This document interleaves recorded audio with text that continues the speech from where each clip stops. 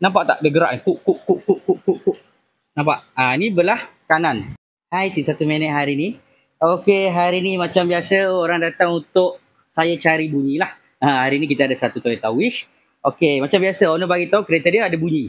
So bila kita check tadi memang agak banyak lah.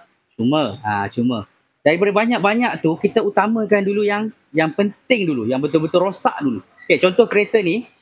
Jom saya tunjuk. Pertama saya minta owner tukar exhaust belakang dulu. Nampak exhaust belakang dia tu dah ada minyak dah.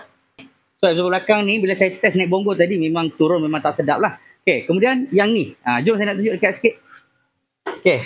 Gerakkan tayar, nampak tak? Ini rear end dengan tail end dia ni. Nampak tak dia gerak ni? Kuk, kuk, kuk, kuk, kuk, kuk, kuk. Nampak? Ni belah kanan. Kita tengok belah kiri pula. Sama, belah kiri pun gerak. Kuk, kuk, kuk, kuk, kuk, kuk, kuk, kuk. Okey, so nampak tak? Saya minta owner tukar 3 barang ni dulu. Kalau ikutkan, babush dia rosak. Kalau ikutkan, dia punya mounting absorber pun rosak. Tapi saya kata relax dulu. Yang lain pakai dulu.